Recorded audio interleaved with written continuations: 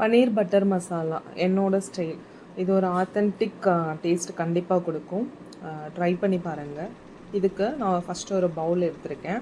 அதில் ஒரு 4 டம்ளர் அளவுக்கு தண்ணி ஆட் பண்ணிவிட்டு ஒரு மூடி போட்டு அதை நான் கொதிக்க விட போகிறேன்.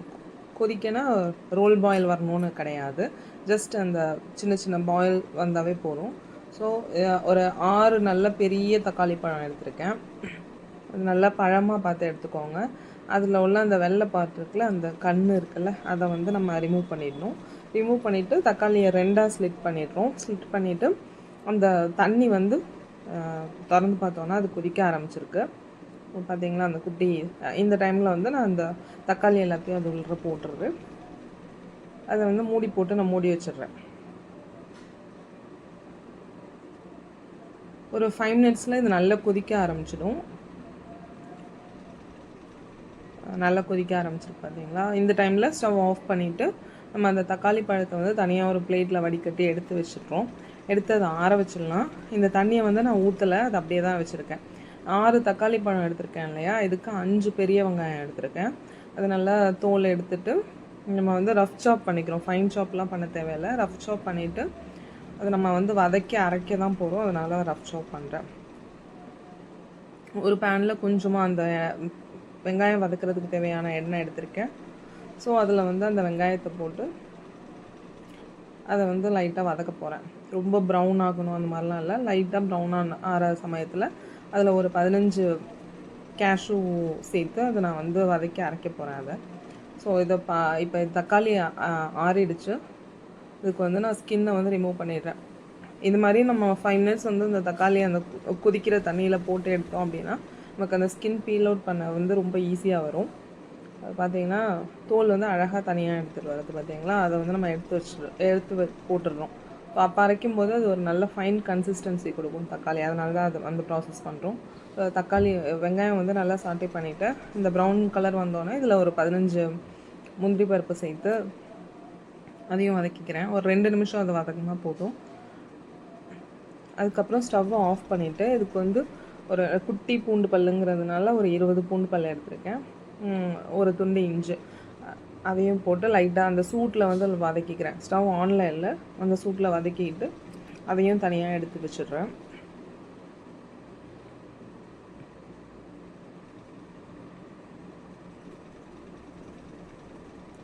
இதுக்கப்புறம் அந்த தக்காளி எடுத்தோம் இல்லையா, அதை நம்ம நல்லா அரைச்சி எடுத்துக்கலாம்.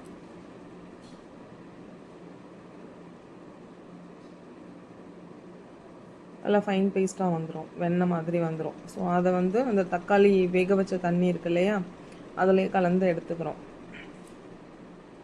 அந்த மிக்சியில் உள்ளது எல்லாமும் நல்லா அலசி விட்டு அந்த தண்ணியை எடுத்துக்கிறோம். எடுத்துகிட்டு அந்த பேனில் வந்துட்டு கொஞ்சமாக எண்ணெய் ஊற்றி 2 ஸ்பூன் அளவுக்கு எண்ணெய் ஊற்றிருக்கேன். ஒரு 4 கிராம்பு, 3 ஏலக்காய், ஒரு சின்ன துண்டு பட்டை, ஒரு பிரிஞ்சி இலை, அது போட்டு அது கொஞ்சம் பொரிஞ்சோன்னே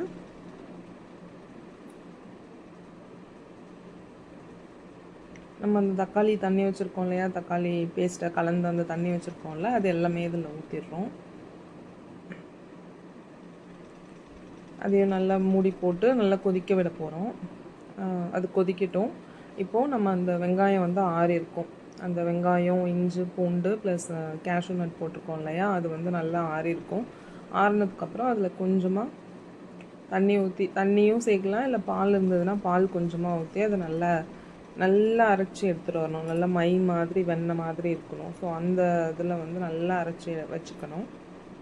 இப்போ பார்த்திங்கன்னா அந்த தக்காளி அந்த தண்ணி வந்து நல்லா கொதிக்க ஆரம்பிச்சிருச்சு. இந்த டைமில் வந்து நான் 1 ஸ்பூன் அளவுக்கு அதில் காஷ்மீரி சில்லி, இது வந்து உங்களுக்கு காரம் தேவைன்னா ஹாஃப் வந்து வெறும் சில்லி பவுடர், ஹாஃப் வந்து காஷ்மீரி சில்லி பவுடர் ஆட் பண்ணிக்கோங்க. அந்த இதுக்கு தேவையான உப்பை ஆட் பண்ணியிருக்கேன்.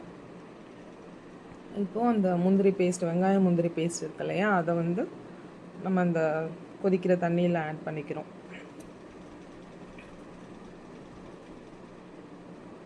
ஆட் பண்ணிவிட்டு இதை நீங்கள் நல்லா மிக்ஸ் பண்ணி விட்டுருங்க. ஏன்னா நம்ம அந்த கேஷ்யூ போட்டிருக்கோம் அப்படின்றதுனால அது கொஞ்சம் திரியாக இருக்கும். ஸோ அதை வந்து நல்லா ஃபைனாக வந்து நீங்கள் கலந்து விட்டுறணும். கலந்து விட்டு அதை மூடி போட்டு கொதிக்க விட்டுறலாம். இப்போது நான் வந்து இதுக்கு 400 கிராம் பன்னீர் எடுத்திருக்கேன். கடையில் தான் வாங்கியிருக்கேன். ஸோ அந்த பன்னீரை வந்து நான் அப்படியே ஒரு தோசை கல்லில் போட்டு கொஞ்சமாக எண்ணெய் ஊற்றி அந்த பன்னீரை வந்து நான் அதில் ப்ளேஸ் பண்ணிக்கிறேன். அதுக்கு இடையில இந்த கிரேவி வந்து நல்லா கொதிச்சிடுச்சு. நமக்கு அந்த பேஸ் கிரேவி வந்து நல்லா கொதிச்சிடுச்சு.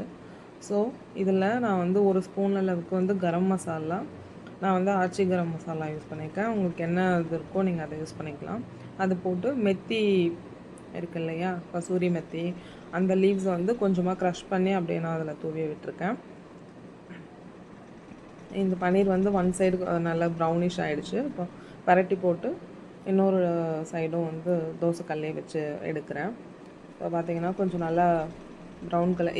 இந்த ப்ராசஸ் ஏன் பண்ணுறோம் அப்படின்னா, பன்னீர் வந்து ஈஸியாக வந்து கிரேவியில் கரையாமல் அப்படி அப்படியே இருக்கிறதுக்காக இது லைட்டாக வந்து அந்த ப்ரௌனிஷ் கலர் வர வரைக்கும் அதை பரட்டி எடுத்துகிட்டு அதை வந்து நம்ம கட் பண்ணி எடுத்துக்கிறோம். இல்லை நீங்கள் ஃபஸ்ட்டே க்யூபாக கட் பண்ணிவிட்டு கூட அதில் போட்டு எடுத்துக்கலாம். எனக்கு இந்த ப்ராசஸ் ஈஸியாக இருந்தது, அதனால நான் இப்படி பண்ணிக்கிட்டேன். அதுக்கப்புறம் அதை கட் பண்ணி க்யூபாக கட் பண்ணி எடுத்துட்டேன். ஸோ இப்போ இந்த கிரேவி பார்த்திங்கன்னா நல்லா கொதிச்சு வந்திருக்கு. அந்த ஆயிலெலாம் பிரிஞ்சு வந்திருக்கு பாருங்கள். இந்த டைமில் நான் அந்த பன்னீரை வந்து அதில் ஆட் பண்ணிவிட்டேன். ஆட் பண்ணிவிட்டு ஒரு நல்ல மிக்ஸ் கொடுத்துடலாம்.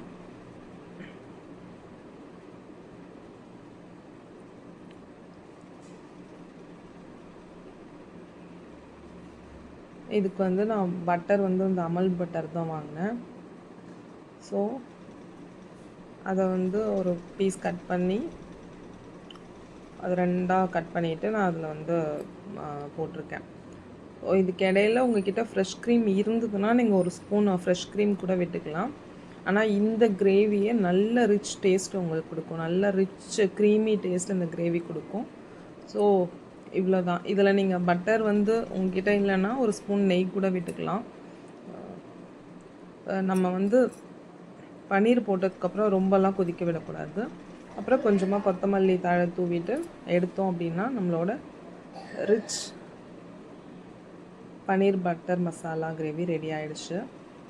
ரொம்ப நல்லாயிருக்கும். நீங்கள் ஒரு ரெஸ்டாரண்ட் போட்டு போய் சாப்பிட்டோன்னா என்ன ஒரு டேஸ்ட் வருமோ அந்த டேஸ்ட் வந்து இந்த கிரேவி கண்டிப்பாக இருக்கும்.